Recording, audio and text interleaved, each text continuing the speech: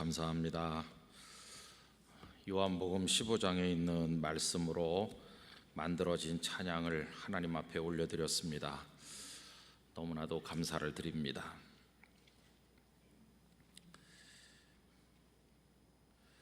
코로나가 다시 많이 퍼져가지고 여러분 보시는 대로 예배 또 좌석이 많이 줄어들고 찬양대도 조심하기 위해서 오늘 적은 인원이 중창으로 찬양을 올려드렸습니다. 그래서 우리 사회에 있는 모든 사람 또 우리 성도들 다 포함해서 요즘 같은 시대를 산다고 하는 게 많이 우울하다 말씀하시는 분들이 많으시죠. 여러분 어떻게 하겠습니까? 이럴 때 우리에게 생각을 좀 그 방향을 바꾸는 게 필요하겠다는 마음이 있습니다. 옛날 어른들께서 말씀하시기를 올려다보고 살면 행복할 수 없다, 내려다보고 살아야 감사하다, 이렇게 배움을 가졌었는데요. 그렇게 살아야 되겠다는 생각이 듭니다. 한 달에 100만 원 버는 사람이 올려다보면 200만 원 버는 사람이 보일 것이고, 그러면 늘 마음에 기쁨이 없겠죠. 나중에 조금 월급이 올라서 자기도 200만 원이 되면 그땐 기쁠 것인가, 또 이렇게 올려다보면 300만 원 받는 사람이 또 보일 거 아니겠어요. 그러니까 올려다보고 살면 평생 한 번도 행복할 수가 없겠지요. 그래서 어른들이 가르치시기를 내려다보면서 사는 게 감사할 수 있는 방식이라고들 하셨습니다. 내려다보면 나보다 훨씬 적은 수입으로 살아가는 분들이 눈에 보일 겁니다. 그러면 나는 감사하다, 이렇게 할 수 있지 않겠어요? 오늘이 수요 예배 2부 기도에 이제 오면서 그런 생각이 들었습니다.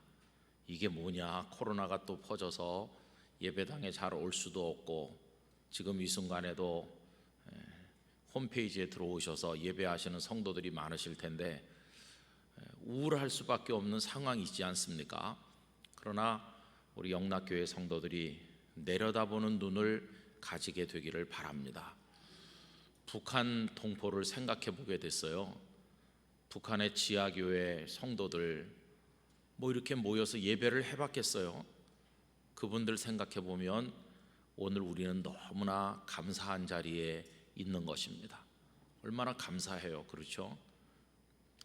그리고 병원 중환자실에 산소호흡기에 의지해서 생명을 유지하고 계신 이들이 얼마나 많나 생각을 해보면 이만한 건강으로 이 자리에 나와서 하나님 앞에 예배할 수 있게 된 거 큰 은혜입니다. 감사할 수밖에 없어요. 그러니까 이렇게 내려다보고 살면은 그냥 감사할 게 너무 많아요. 그래서 여러분, 세상이 혼란하고 또 영적으로 어둡고 그리고 코로나까지 우리를 공격하고 여러 가지 혼란이 겹쳐 있는 요즘 시대지만은, 그러나 우리가 우울해하지 말고 오히려 하나님의 은혜를 살펴보면서 살아가게 되기를 바랍니다. 받은 복을 세어보아라, 이렇게 우리 찬송도 부르지 않습니까? 그래서 오늘 내가 누리고 있는 이 은혜가 얼마나 감사한지, 여러분 코로나 전 세계적으로 그렇게 많이 확산되고 있지만은 그래도 우리 이렇게 건강하지 않습니까? 그렇죠? 약간은 불안하셨죠? 열이 조금만 나도 혹시 그러면서 불안하신 분들이 계셨겠지만은 하나님께서 여기까지 인도해 주셔서 그저 너무너무 감사할 따름입니다. 여러분, 하나님을 찬송하고 이렇게 예배할 수 있는 기회를 주신 하나님 앞에 영광 돌리면서 오히려 더 간절하게 예배합시다. 오히려 더 간절하게 기도합시다. 그렇게 하면서 이 시대를 이겨나가는 우리 모두가 되기를 원합니다. 지난 수요일부터 시작을 해서 요한복음 15장 말씀을 우리가 이제 나누고 있는데요. 요한복음 15장의 주제는 이미 성도님들께서 익숙하게 잘 아신다고 그랬습니다. 우리 주님은 참 포도나무이시고, 그리고 우리는 거기 붙어 있는 가지라고 하셨어요. 그러면서 가지의 생명은 열매를 맺는 건데 열매를 맺으려면 포도나무에 붙어 있어야 된다. 이게 계속 반복되지요. 붙어 있어야 된다고 말하기도 하고 혹은 또 다르게 표현하면 너희가 내 안에 내가 너희 안에 이렇게 표현하기도 했어요. 결국은 영적인 의미는 동일한 겁니다. 우리가 주님께 붙어 있는 거, 주님이 우리 안에 계시고 우리가 주님 안에 있는 거, 주님과 우리가 영적으로 연결된 걸 말하는 거 아닙니까? 이게 이제 15장의 중심 주제가 되는 것이죠. 여러분, 오늘 읽은 본문 가운데서 4절과 5절 주님께 붙어 있어야 된다. 이거 우리 다 같이 한번 읽어보도록 하겠습니다. 내 안에 거하라. 나도 너희 안에 거하리라. 가지가 포도나무에 붙어 있지 아니하면 스스로 열매를 맺을 수 없음 같이 너희도 내 안에 있지 아니하면 그러하리라.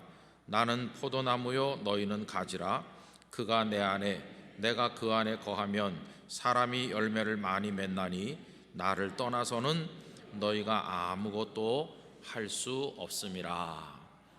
뭐 더 설명이 필요가 없을 만큼 익숙하게 잘 알고 계신 주제죠, 그죠? 여러분, 주님께 꼭 붙어 있게 되기를 원합니다. 주님 우리 안에 계시고 우린 주님 안에 거하는 그런 신령한 영적 삶을 살아야 되겠습니다. 근데 열매를 못 맺으면 그럼 어떻게 되는가? 열매를 못 맺는 경우에 그 결과에 관한 말씀도 나와 있지요. 한마디로 말하면 제거해 버린다고 하셨어요. 2절 말씀 같이 읽겠습니다. 물은 내게 붙어 있어 열매를 맺지 아니하는 가지는 아버지께서 그것을 제거해 버리시고 무릇 열매를 맺는 가지는 더 열매를 맺게 하려 하여 그것을 깨끗하게 하시느니라. 아멘. 열매를 맺지 못하면 농부이신 하나님께서 제거해 버리신다, 잘라 버린다는 거예요. 그러면 어떻게 되나? 여러분 6절로 가보실까요? 6절 읽겠습니다. 사람이 내 안에 거하지 아니하면 가지처럼 밖에 버려져 마르나니 사람들이 그것을 모아다가 불에 던져 사르느니라. 사람이 내 안에 거하지 아니하면 열매를 맺을 수 없을 것이고 열매를 맺지 못하면 아버지께서 그걸 잘라버리실 것이고 그러면 그게 바깥에 버려지겠죠. 바깥에 버려지면 마르겠죠, 그죠? 그러면 사람들이 그것을 모아다가 그냥 불쏘시개로 쓴다, 이렇게 얘기하는 겁니다.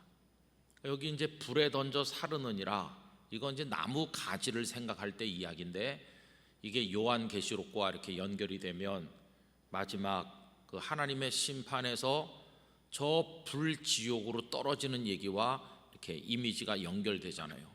불에 던져 사른다, 영원한 불못에 던져지는 그것과 연관이 됩니다. 그래서 여기까지는 아주 단순해요. 예수님께 붙어 있어야 돼. 붙어 있어야 열매를 맺는 거야. 예수님께 붙어 있지 못하면 열매를 못 맺어. 열매를 못 맺으면 제거해 버리시고 말라가지고 불쏘시개밖에 안 돼. 얼마나 간단한 얘기입니까? 근데 오늘 저녁에 성도님들과 나누고자 하는 얘기는요, 거기서 조금 더 나간 우리의 마음에 영적 긴장을 가져다주는 말씀인데 아주 치명적인 말씀이죠. 어디를 다시 보시느냐 하면 2절을 다시 보시기 바랍니다. 2절 앞부분을 잘 보세요. 무릇 내게 붙어 있어 열매를 맺지 아니하는 가지는, 이렇게 나오죠. 여러분, 이 가지가 지금 붙어 있습니까? 안 붙어 있습니까? 붙어 있어요. 그렇죠? 그러면 우린 지금까지 무슨 생각을 했나요? 붙어 있으면 열매를 맺어야 되는 거죠. 그렇죠? 그런데 여기 지금 2절에 언급되고 있는 이 표현은요, 붙어 있기는 한데 열매는 맺지 않는다는 거예요. 지금까지 우리는 붙어 있으면 열매를 맺는 거고 붙어 있지 않기 때문에 열매를 못 맺는 거고 이렇게 생각했어요. 그럼 아주 간단한 겁니다. 그런데 여기 2절은 붙어 있는데도 열매를 맺지 않는다는 거예요. 아니 이게 어떻게 붙어 있는데 왜 열매가 없나? 이게 치명적인 거죠. 여러분, 예수님의 12제자를 생각해 봅시다. 예수님의 12제자들은 부름을 받아 예수님의 제자가 된 다음에는 낮이나 밤이나 예수님과 함께 있었습니다. 당시의 제자들보다도 예수님과 더 가까이 있는 사람들은 없었습니다. 예수님의 12제자는 예수님과 함께 먹고 예수님과 함께 자고 예수님과 함께 모든 것을 같이 했습니다. 예수님께 딱 붙어 있는 거죠. 그러면 붙어 있다고 해서 다 열매를 맺었나? 열매 맺었나요? 아니에요. 이게 이제 치명적인 거예요. 우리에게 영적 긴장을 가져다 주는 게 바로 이 말씀이죠. 붙어 있는데 열매가 없어요. 그 12제자 중에서 가장 먼저 우리 머릿속에 떠오르는 사람은 가룟 유다죠. 가룟 유다는 예수님의 제자로서 예수님과 함께 했지만 열매를 맺기는커녕 예수님을 배반하여 팔아 넘겼어요. 그럼 나머지 11제자는 열매를 많이 맺었나? 그렇지 않아요. 여러분, 예수님의 제자 베드로, 누구보다도 예수님께 밀착되어 있는 사람이었지만은 나중에 예수님을 3번이나 모른다고 부인하면서 도망갔고, 저 그냥 갈릴리 바닷가에 가서 옛날처럼 어부나 해야 되겠다 하고 돌아갔던 이가 이 베드로 아닙니까? 뭐 야고보와 요한 열매를 맺었나? 누구보다도 예수님께 밀착되어 있었던 사람이고 그런 이들이지만 어머니까지 모시고 와서 예루살렘에 올라가셔서 왕 되시거들랑 우리 두 형제가 한 사람 오른쪽 한 사람 왼쪽에 앉게 해달라고 그러면서 예수님께서는 십자가에서 죽으시려고 올라가시는 길인데 그들은 전혀 딴 생각 가지고 예수님과 다른 길을 걸어가고 있었던 걸 우리 알지 않습니까? 그러니까 예수님께 붙어 있는 것 같기는 한데 예수님께서 원하시는 열매는 맺지 못하고 있었다는 사실을 우리가 확인할 수 있는 거죠.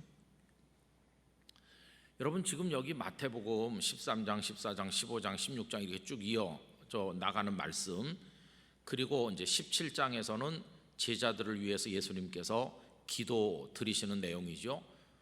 그런데 이 내용들이 지금 전부 다 어디서 하시는 겁니까? 우리가 흔히 마가의 다락방이라고 하는 곳에서 일반 사람들이 많이 들어와 있는 가운데 일반인들에게도 하시는 말씀이 아니에요.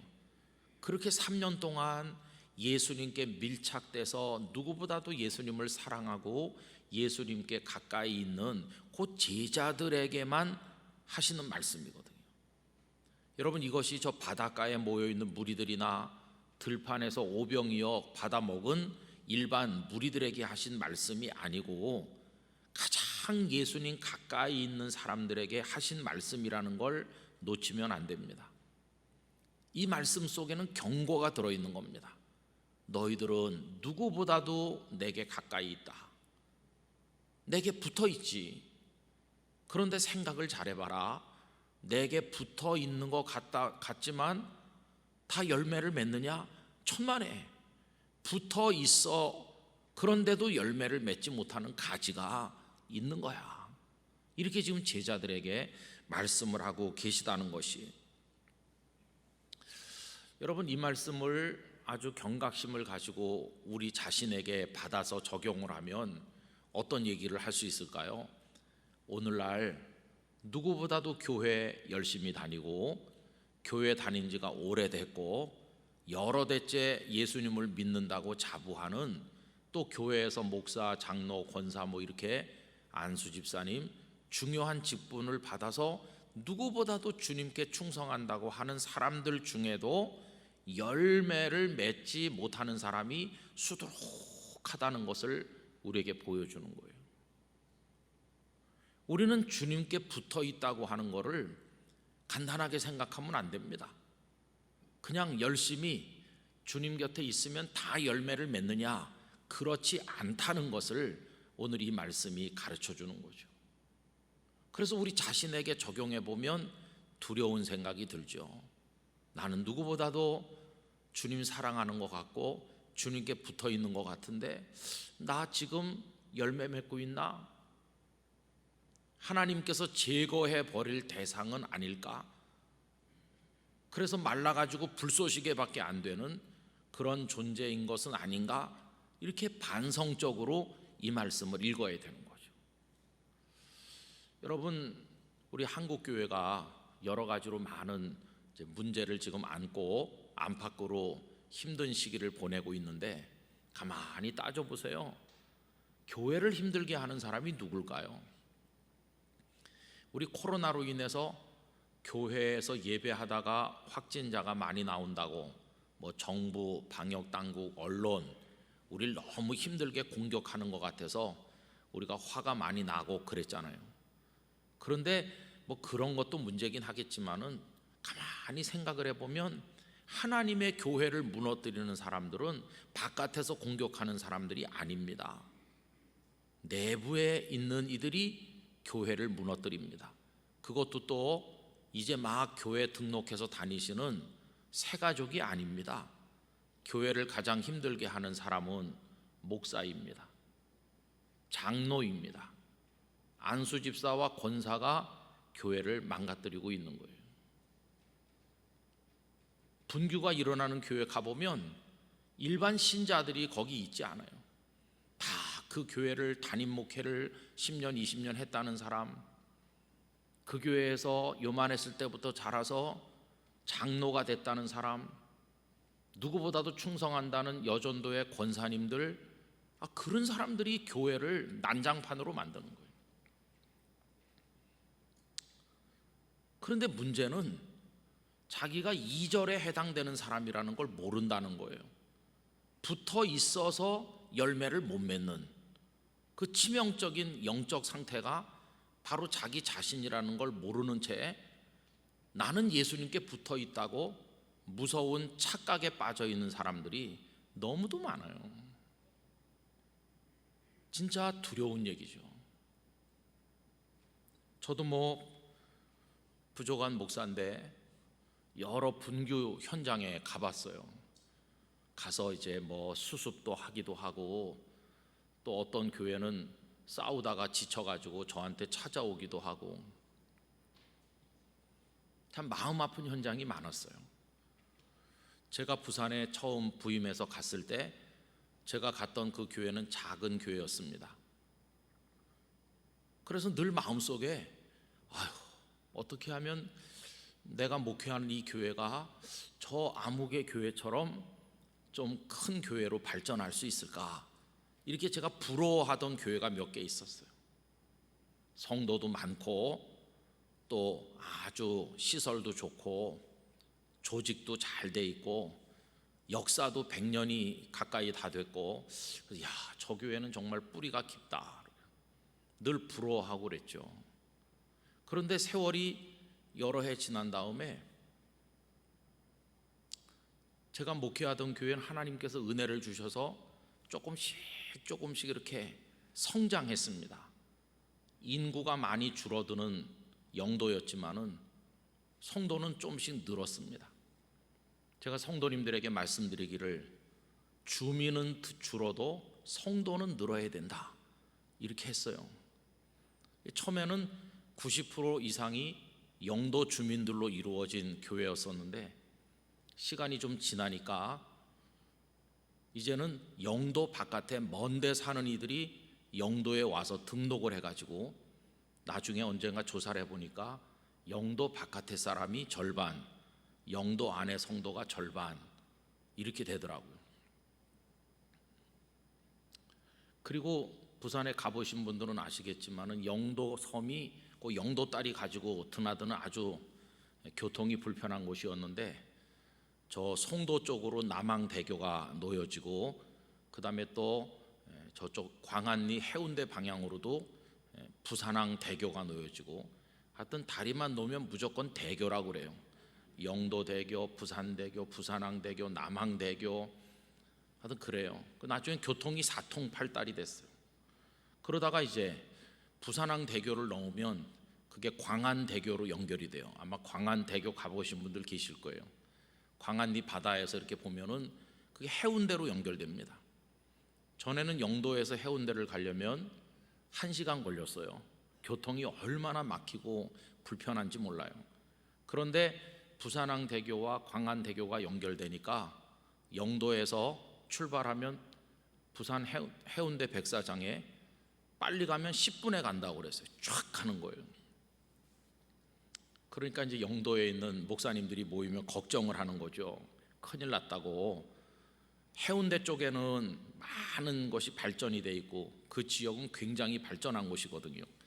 교회들도 아주 크고 훌륭한 교회들도 많고 영도에 사는 주민들이 다 이제는 그 다리 건너서 해운대에 있는 교회로 옮겨가면 어떡하나. 실제로 많이 옮겨가더라고요. 교육 프로그램도 좋고 시설도 좋고 이렇게 많이 갔어요. 그래서 저도 고심이 됐는데 우리 장로님들께 그럴 게 아니라 해운대 사는 주민이 영도에 오게 하자. 그래서 전도대를 편성해서 해운대 백사장에 전도하러 나갔거든요. 그래가지고 우리도 한번 해보자. 시간이 지나니까 해운대에서 영도에 와서 등록하는 이가 생기더라고요. 얼마나 감사해요. 여러분, 시대가 어렵지만 하나님을 믿고 역발상으로 하면 하나님께서 은혜와 복을 주실 거라고 믿습니다. 하여튼 그렇게 열심히 했어요, 나름대로. 그런데 이게 다 똑같은 게 아니더라고요. 아까 제가 말씀드린 그렇게 부러워했던 교회, 언제 우리 교회도 저 교회처럼 되나 이렇게 부러워했던 교회가 있는데 그 교회는 그 다음부터 이렇게 자꾸 시끄럽고 교회가 주저앉는 거예요.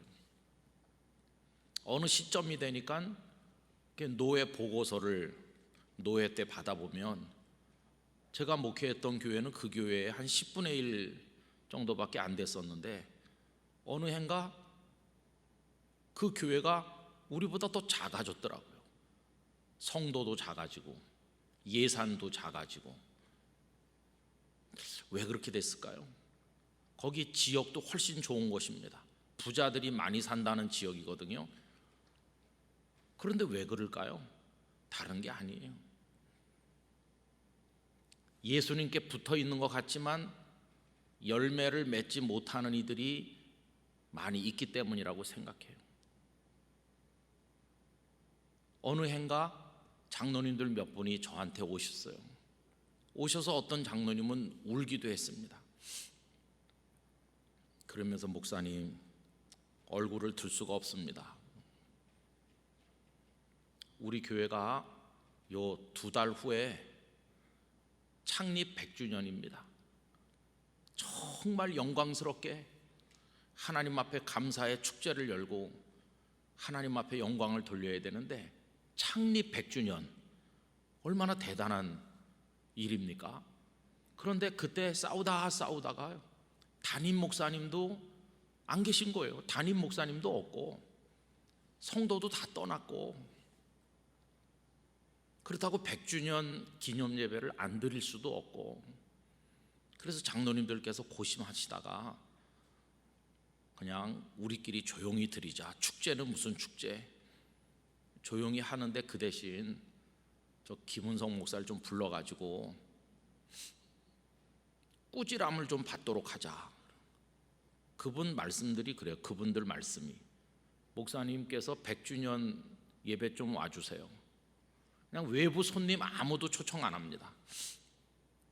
무슨 노예 손님들 아무도 초청 안 합니다. 그냥 목사님 한 분만 오셔서 우리 성도들을 좀, 우리를 좀 야단을 좀 쳐주세요.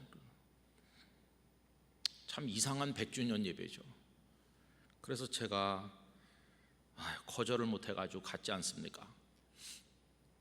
가서 예배를 이렇게 드리는데요, 그게 초상집이죠. 그냥 우는 성도가 많은 거예요. 우리 교회가 왜 이렇게 됐을까? 전 눈물이 많이 나더라고요.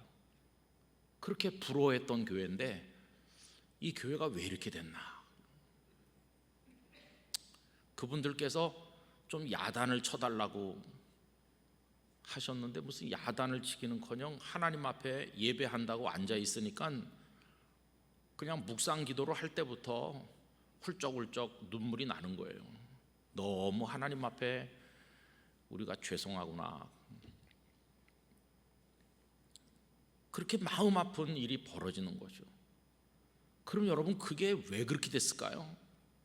벌써 10여 년이나 끌고 있는 여러 가지 갈등과 갈등이 이렇게 연결되는 건데, 그 중심에 누가 있을까요? 다 목회자, 그 교회 장로님들, 오래됐다는 그 교회 뿌리, 100년 뿌리를 자랑하는 그 가문에서 배출된 안수 집사님, 권사님, 다 그런 거예요. 여러분, 저는 오늘 이제 이 말씀을 지난주에 그 주보에다가 본문을 보내면서 붙어 있는데 열매를 못 맺는 거, 이게 얼마나 치명적인가. 저 자신을 여기다가 적용해 보면 목사도 열매를 못 맺는 사람이 있을 거고, 뭐 다 마찬가지죠. 그러면 아버지께서 제거해 버리신다. 그럼 말라 버리면 불쏘시개밖에 못 된다. 저는 오늘 우리 영락교회 성도님들, 예배당에 오신 분들이나 가정에서 보시는 분들이나 이 말씀을 우리 각자에게 두려움으로 적용할 수 있기를 바랍니다. 냉정하게 하나님 앞에서 우리를 돌아봐야 됩니다. 그럼 여러분, 이렇게 붙어 있긴 붙어 있는데 열매를 왜 못 맺는 것일까요? 붙어 있는 것 같은데 왜 그럴까요? 그 이유를 이제 알아야 되는 건데, 그 힌트가 2절 후반부에 나오는 거죠. 여러분, 2절 후반부에 보면 무릇 열매를 맺는 가지는 더 열매를 맺게 하려 하여 어떻게 하신다고요? 깨끗하게 하신다고요.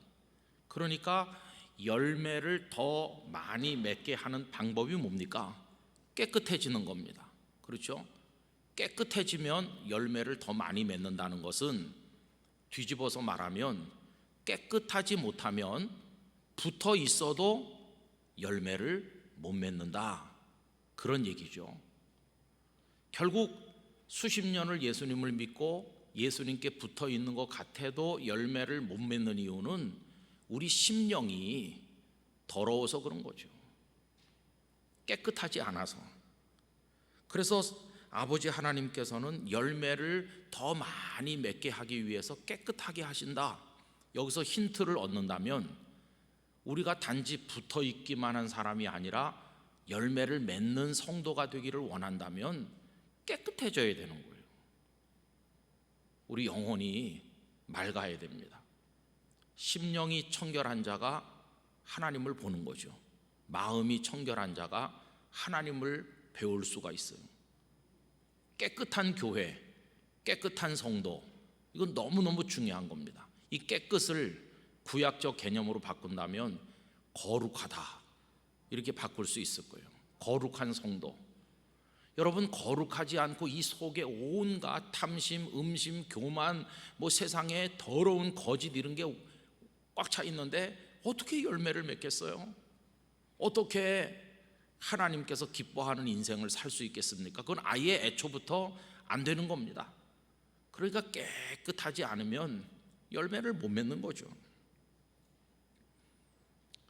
교회 오래 다닌다고 깨끗해지나? 아니요. 더 교활해지기도 하고, 권모술수에 더 능하고, 교회를 무슨 놀이터인 줄 알고 자기 마음대로 주물러대는 사람들 너무너무 많습니다. 교회를 통해 자기 자존심을 세우고 교회를 통해서 자기 존재를 부각시키려는 그런 일들이 얼마나 많은지 몰라요. 이거 정말 우스운 일입니다. 그래서 점점 맑아지고 투명해지고 영이 깨끗해지고 어린 아이가 되고 그래야 되는데 점점 이상해지는 거죠. 그게 너무 두려운 것이죠. 그래서 여러분, 깨끗해지고자 하는 소원을 우리 마음에 가져야 됩니다. 주여, 나를 깨끗하게 해주세요. 정결한 마음을 주세요. 내 안에 정한 영을 새롭게 하여 주시옵소서. 그렇게 기도하는 거죠. 그럼 어떻게 우리가 깨끗해지나? 그 비결이 3절에 나오고 있어요. 여러분, 3절 다 같이 읽겠습니다. 너희는 내가 일러준 말로 이미 깨끗하여졌으니. 아멘. 여러분, 깨끗하게 할 때 사용한 수단이 뭡니까? 주님의 말씀이었어요. 말씀. 보세요. 예수님의 제자들 그 바닷가에서 부르심을 받아서 이제 막 제자가 됐을 때는 예수님께 늘 붙어 있긴 하죠. 따라다니니까. 그러나 이게 모든 게 부족하고 모든 게 설리 있고 아직 제대로 된 게 없죠.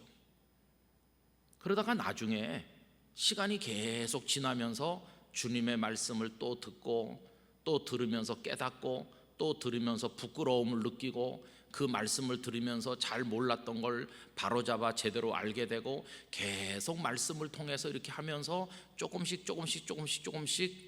열매를 맺을 수 있는 사람으로 성장해 가는 건데, 예수님께서 십자가를 지실 때까지만 해도 아직 부족한 거죠. 그러니까 베드로는 예수님 모른다 그러고 다른 제자들도 겟세마네 동산에서 다 도망가고 그런 거 아닙니까? 그런데 나중에 성령님께서 그들에게 다락방에 임하시고 역사하시면서 주님께서 살아계실 때 하셨던 말씀들이 계속 생각나는 거예요. 우리 지난번에 14장을 할 때 보혜사 성령께서 오시면 내가 너희에게 가르친 모든 것들이 어떻게 된다고 그랬죠? 생각나게 해주실 거다.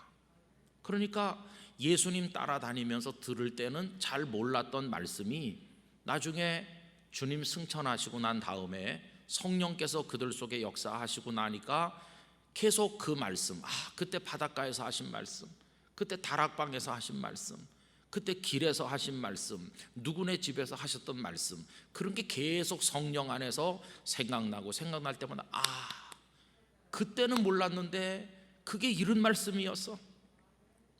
여러분, 예수님께서는 나중에 알게 될 거라고 말씀하셨잖아요. 그러니까 그 말씀이 처음에는 무슨 뜻인지 몰랐지만 성령 안에서 나중에 또 깨닫고 또 생각하고 또 생각하면서 그 말씀이 가진 능력으로 그들의 영혼이 자꾸 깨끗해지는 거예요. 깨끗해지고 그 말씀이 검이 되어서 잘라낼 걸 다 잘라내 주시는 거예요. 이게 말씀의 능력입니다. 하나님의 말씀은 살았고 운동력이 있습니다. 좌우의 날선 그 어떤 검보다도 예리해서 사람들이 말로 설득 안 되고 어떻게 들춰낼래야 하도 완고하게 위장하고 있어서 들춰지지도 않는 인간 내부의 깊은 혼과 영을 찔러 쪼개는 능력이 말씀에 있습니다. 여러분, 아우구스티누스 어거스틴이 수사학 교수가 돼서 로마 전역에 명성이 자자했잖아요. 그는 교만하기도 했고 세상에 향락에 도취돼 살고 그랬어요. 그랬던 그가 여러 가지 영적인 번뇌가 쌓이고 있던 어느 날 아이들이 노래하는 소리를 들었는데 그 노래 가사 중에 톨레레게 하는데 집어서 읽어라 이렇게. 그래서 거룩한 충동을 느끼고 뛰쳐 들어가서 책상 위에 펼쳐져 있던 책을 들어서 읽었죠. 그게 로마서 13장 끄트머리 말씀이거든요. 이제는 자다가 깰 때가 벌써 되었으니 하면서 육신의 정욕을 다 버리고 예수 그리스도로 옷 입으라고 하는 그런 말씀들을 읽는 순간 그가 확 변화된 거 아닙니까? 여러분, 그 말씀이 사람을 변화시키는 능력이 있는 거예요. 그가 그 말씀을 읽을 때 옆에서 누가 설명을 해줬다거나 무슨 주석책을 참고를 했다거나 누가 그 말씀을 본문으로 가지고 설교를 해줬기 때문에 이 아우구스티누스 어거스틴이 변화된 게 아니에요. 그냥 말씀을 읽는데 그 말씀이 그의 영혼을 완전히 사로잡은 거예요. 여러분, 이 하나님의 말씀은 능력이 있습니다. 그래서요, 성도님들 대부분은 목사가 설교를 잘해야 된다 이렇게 생각하지만 아니요. 아무리 목사가 설교를 잘해도 성경 그 자체보다 위대할 수 없어요. 성경은 하나님께서 직접 주시는 설교예요.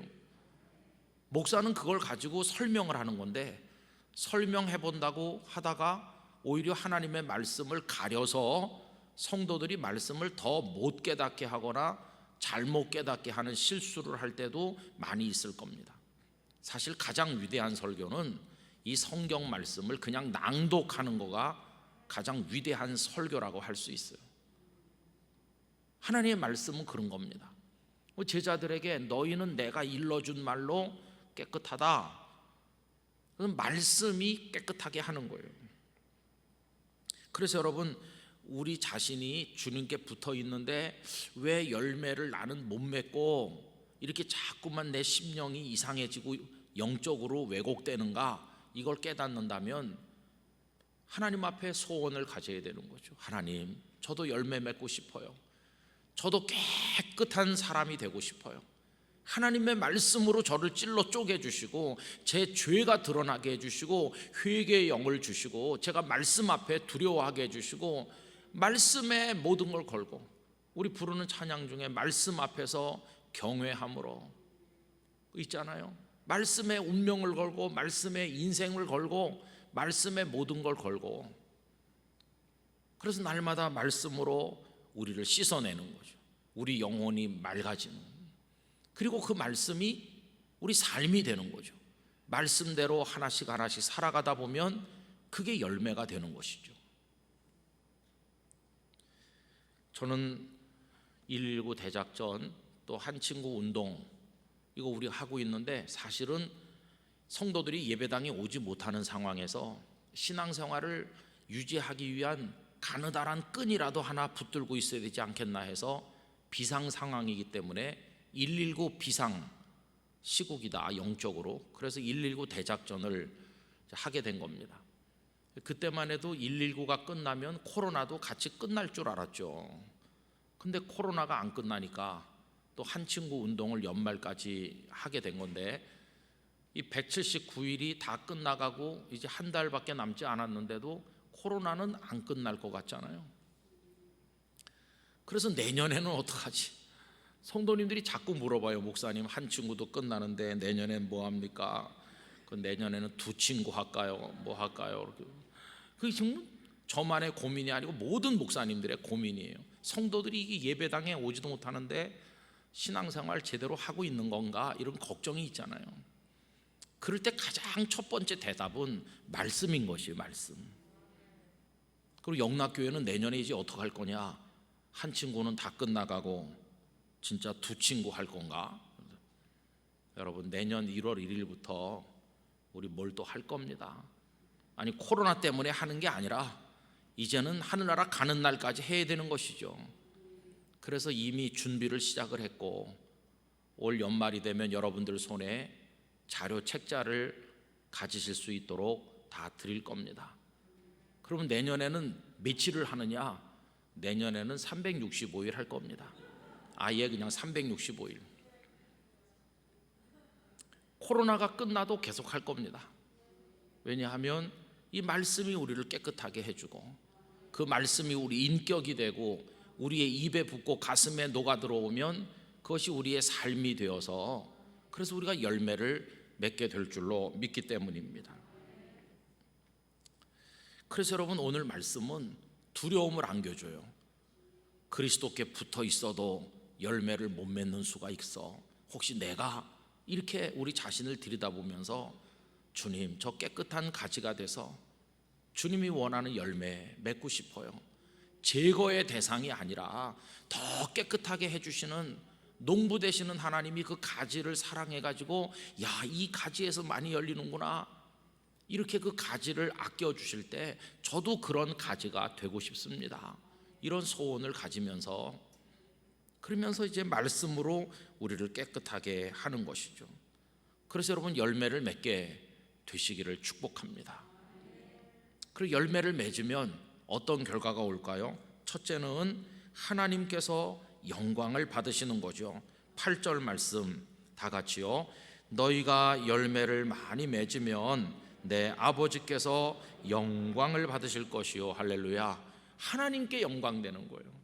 여러분, 하나님께 영광 돌리는 방법은 찬양하는 것도 영광되고 여러 가지 방법이 있겠지만, 열매를 맺으면 아버지 하나님께서 영광을 받으실 것이요. 두 번째는 어떤 결과가 오냐?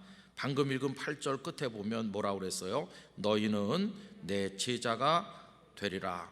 근데 여러분, 이 말씀을 거의 대부분의 성도들이 오해하고 있죠.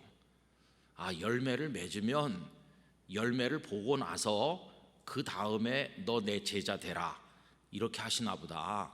열매를 맺어야 제자가 되는 자격을 얻나 보다, 이렇게 생각하는 분이 많아요. 근데 이 말씀의 본뜻은 열매 맺는지 안 맺는지 보고 그 다음에 가서 제자 되라든지 되지 말라든지 이렇게 하겠다는 뜻이 아닙니다. 그럼 이게 원래 뜻이 뭐냐 하면, 열매를 많이 맺으면 첫째는 하나님 아버지께 영광이 되고, 두 번째로는요, 내가 예수님의 참 제자라는 것이 증명될 것이다, 그런 뜻입니다. 증명된다. 그래서 이해를 돕기 위해서 현대인의 성경으로 제가 이 8절을 읽어드립니다. 너희가 많은 열매를 맺어 내 제자라는 것을 보여주면 내 아버지께서 영광을 받으신다. 그러니까 제자가 되기 위해서 열매를 맺는 게 아니고요, 열매를 맺으면 가짜가 아니고 진짜 제자라는 게 증명되는구나, 이렇게 되는 거죠. 그러니까 아까 붙어 있는데도 열매를 못 맺으면 목사일 수도 있고 장로, 권사, 집사일 수도 있지만 가짜라는 거죠. 그러나 아무 직분도 없고 교회 다닌 지 오래되지 않았어도 열매를 맺으면 그 사람이 진짜 제자라는 게 증명되는 거죠. 그 열매를 맺으면 우리가 참 제자라는 게 증명되는 거예요. 여러분, 13장에 무슨 말씀이 있냐면, 너희가 서로 사랑하면 이로써 너희가 내 제자인 줄 알리라, 그런 말씀이 있잖아요. 사랑의 열매를 맺으면 진짜 예수님의 제자구나, 이게 증명되는 거예요. 그런데 열매가 없으면 계속 남을 미워하고 무시하고 이렇게 하고 해코지하고 이렇게 하면은 아무리 교회 오래 있었어도 가짜라는 게 드러나는 거예요. 가짜. 그렇죠? 그래서 이 말씀을 제자인 것이 드러나는 거다, 이렇게 이해하셔야 되고요. 세 번째로, 진짜 놀라운 축복인데, 열매를 맺으면 우리의 기도가 이루어지는 것이에요. 여러분, 7절 말씀 다 같이요. 너희가 내 안에 거하고 내 말에 너희 안에 거하면 무엇이든지 원하는 대로 구하라, 그리하면 이루리라. 할렐루야. 이 복을 누리시기를 바랍니다. 요건 이제 이렇게 설명하면 되는 거죠. 무조건 주여 그런다고 다 기도가 응답되는 게 아니고, 농부이신 아버지께서 이 가지는 이렇게 깨끗하고 열매를 맺는구나, 내가 잘 돌봐서 더 깨끗하게 하고 열매를 더 많이 맺게 해야지, 이러는 거죠. 그런데 그 가지가 이렇게 한다고 합시다. 제게 소원이 있습니다. 무슨 소원이냐? 열매를 더 많이 맺고 싶어요. 그래? 그게 너의 기도냐? 내가 너의 기도를 들어주지. 그렇게 되는 것이, 영적으로 주님과 친밀하고 주님께 연결되고 깨끗하고 열매를 맺고 주님과 하나가 되면, 그때는 주님과 영적으로 다 이렇게 교통하기 때문에 우리의 기도가 이루어지는 거예요. 이때 이 기도는 배를 불리기 위한, 욕심을 채우기 위한 욕망의 기도가 아니죠. 욕망의 기도는 우리를 점점 더럽게 만드는 거예요. 그런 기도는 하면 할수록 우리를 더 부정하게 만들어요. 그러나 이때 이 기도는 주님을 기쁘시게 하고 싶습니다. 주님이 원하는 열매를 더 맺고 싶습니다. 이런 기도는요, 내 욕심 버리고 내 교만 버리고 나를 위한 기도가 아니라 하나님 영광을 위한 기도인데, 하나님께서 그런 기도를 왜 들어주시지 않겠어요? 그러니까 이 말씀을 오해하시면 안 되는 거죠. 무엇이든지 원하는 대로 구하라, 그리하면 이루리라. 기도하고 내일 로또 사러 가야 되겠다, 이렇게 이 말씀을 적용하면 안 되는 것이에요. 주님과 영적으로 깊이 이렇게 교통하면은 기도의 내용 자체가 달라지는 것이에요. 그런 기도는 주님이 다 이루어 주시는 거죠. 그렇죠?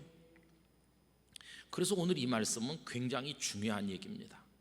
우리의 영혼의 모습을 돌아보게 만들고, 주님과 우리가 어떤 영적 관계 속에 있는가를 점검하게 만들고, 말씀으로 우리를 깨끗하게 해서, 그래서 주님이 원하는 열매를 맺노라면, 주님이 내 안에 계시고 내가 주님 안에 있기 때문에 내가 주님을 더 기쁘시게 하는 삶을 살기 위해서 소원을 기도로 올릴 때 주님이 다 들어주시는 거죠.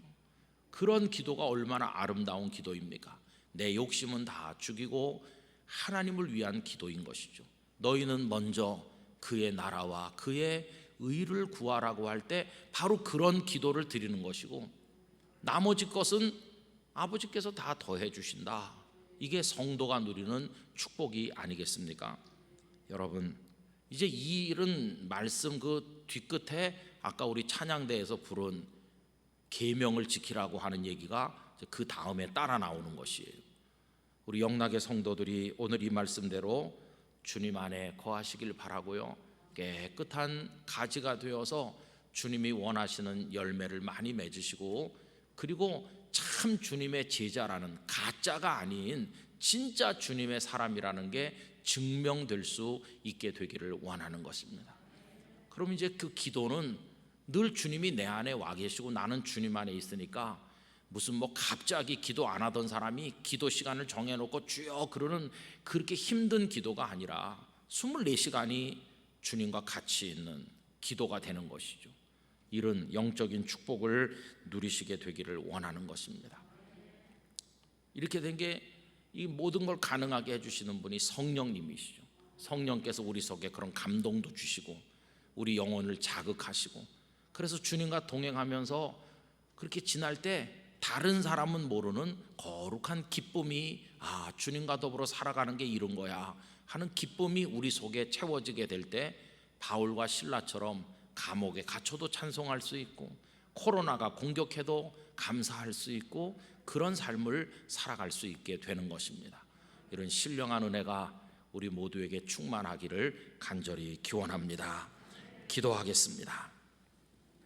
거룩하신 아버지 하나님, 아버지께서는 농부이시고 우리 예수님은 참 포도나무이시고 저희들은 거기 붙어있는 가지라고 하시면서 붙어있지 않으면 열매를 맺을 수 없다고 하셨을 뿐만 아니라 붙어 있으면서도 열매가 없는 가지는 제하여 버리신다는 무서운 말씀도 하셨습니다.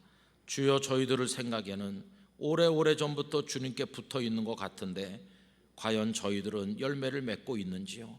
그래서 주님의 참 제자임이 드러나고 있는지요? 아니면 제거 대상인지요? 두렵게 생각하며 저희 자신을 말씀으로 깨끗게 만들게 하시고, 하나님의 말씀이 삶이 되고 우리 삶의 기준이 되고 날마다 정결한 영혼을 가지고 하나님 원하는 열매를 맺는 성도가 되도록, 그래서 주님과 동행하고 우리의 거룩한 기도가 주님 안에서 축복으로 이루어지는 복된 삶을 누리게 하여 주시옵소서. 예수님의 이름으로 기도드리옵나이다. 아멘.